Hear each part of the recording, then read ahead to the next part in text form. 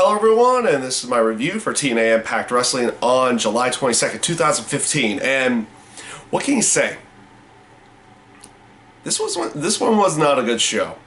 I did not like this particular show of TNA Impact.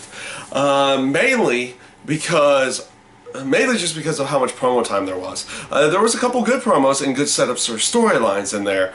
But there was way too much dead time, no real, in the terms of match content. You didn't get a lot of storytelling through matches or anything like that. Matter of fact, you only had 3 matches, and for the most part, outside of the main event match, which was kind of for #1 contendership, though, you kind of have to question how Matt Hardy got #2. He hadn't really been winning all that many marquee matches to be ranked that high in their rankings. So you almost got to throw in the question their actual ranking system through that, or in the terms of their storyline ranking system, they kind of just set that up for a tables match. But you had a street fight at the beginning with Bram and Magnus playing off of the old feud, and that's an absolutely fine way of doing it. Which they had Bram go over in the terms of no interference, no nothing, and then James Storm eventually attacked Magnus after the fact. You almost wanted to feel like James Storm should have cost Magnus in this match, and that's just personal opinion there. Like, this show felt like it was booked in the terms of let's do gimmick matches again for the sake of doing gimmick matches, in the terms of the matches that they did have.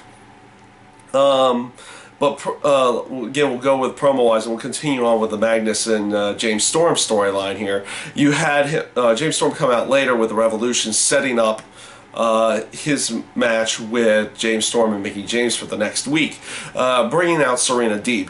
And honestly, that's not a bad choice. She threw out a pretty good promo, kind of setting up a conflict between her and Mickie James. Not too badly done. Much needed going into the actual match the week before. You didn't really have a conflict between the two of them initially, but they kind of are playing off of Serena Deeb and Mickie James' conflict based off of the story that Serena Deeb threw out there, and which it's not a bad way of going. Sets up for the next week for that actual mixed tag match. So we'll see how that one ends up playing out in the terms as how the match actually works. You also had the confrontation in the 6 Sides of Steel that had Tara Terrell calling out Gail Kim, and of course, for whatever reason, it brings out Brooke. It feels weird because I always feel weird when you're calling out somebody else and you get somebody else completely different. That's not fully part of the storyline, though. After the Knockouts title win, she kind of is part of the storyline. So you had. I liked what they did. It was kind of like Brooke was kind of working together with Gail and draws out Tara Terrell, which causes Gail Kim to do the whole jump into the ring with the lights out and lock out Tara Terrell as she takes out the dollhouse.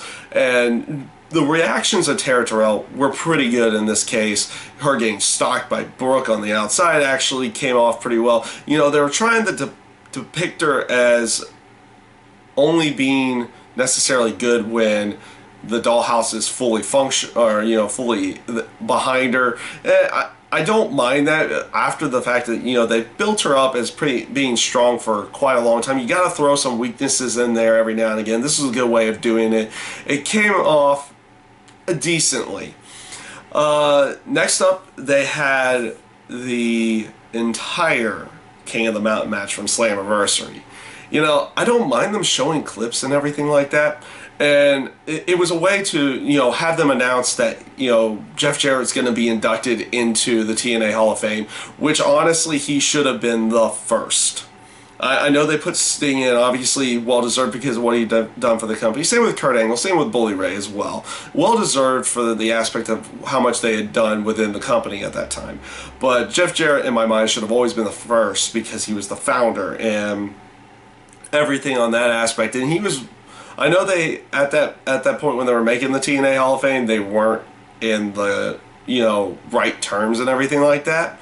But still, I feel like they should have done him a long time ago.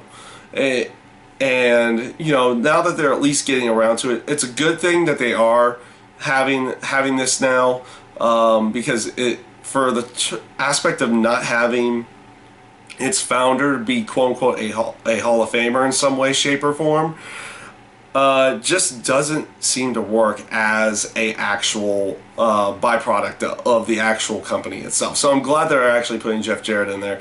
Now the aspect of them playing the whole King of the Mountain match on the show as well, it really just felt like they were trying to kill time by putting the entire match there. That match back then was a relatively good match. I had already reviewed that before, but so it doesn't need to be reviewed again. But glad that they're putting Jeff Jarrett into the TNA Hall of Fame. That's a good way of going there. Next up, they had the chain match with, or match-wise, they had a chain match with Eric Young and Rockstar Spud. Again, like I said, they were putting gimmick matches together just for the sake of putting gimmick matches together. There was no reason for this. None at all. Good chain match, but no reason for it. Which kind of defeats the purpose of having the gimmick match. You need to have a purpose behind it. And there's no purpose here. These two aren't even really feuding. They never even really feuded before. So there was, like I said, just no purpose behind this match in any way, shape, or form. Wish there was, but there wasn't. Like I said, relatively good match, but it is what it is. They also had a promo, actually in a way of trying to also build Tigre Uno. Him talking about Donald Trump's comments and everything. I'm not a big person about throwing political stuff out there and everything like that. Those comments were what they were. Probably shouldn't have been said. So, I mean, they try to play a way of maybe attempting to get Donald Trump to show up on the show. I don't know if that's going to actually happen in any way, or if they do something crazy where they have somebody just dress up like him or something like that. But in the terms of trying to build Tigre Uno, he can go through how he feels, everything like that, and that's a good way of building him for later on, and maybe for people to get behind him a little bit more. So that's at least a little bit of a good thing in there. I'm not a big proponent of always throwing the political stuff out there, but that's just how I am in every way.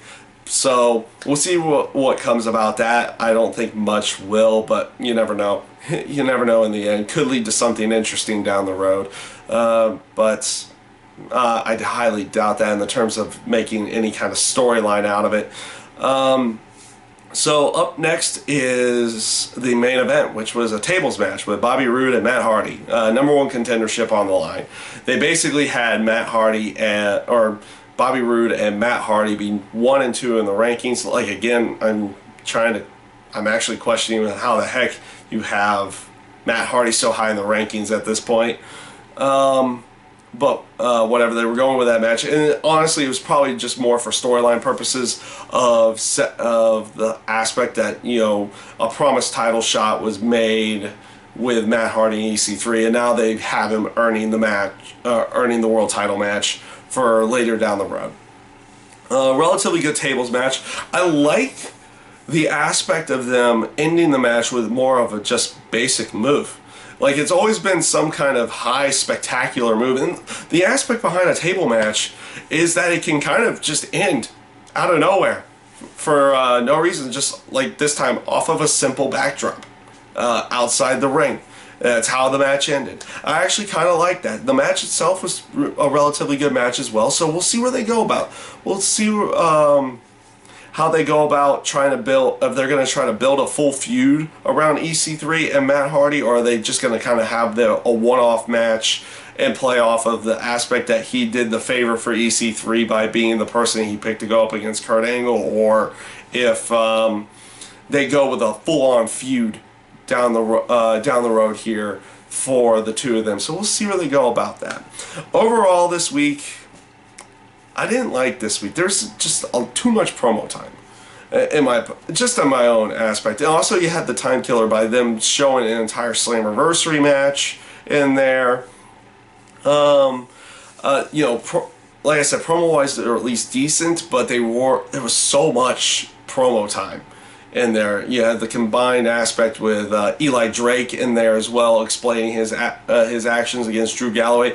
Eli Drake is great on the mic. I like him on the microphone.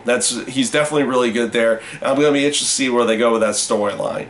So you kind of take the good and the bad here. You had a lot of promo time, like you had Eli Drake and Drew Galloway. You had James Storm doing his promo time, the Tigre Uno promo in there as well.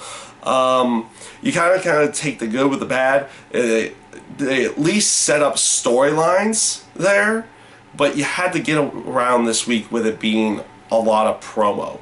A lot of promo this week. So that is my review for TNA Impact Wrestling, and I thank you guys for watching.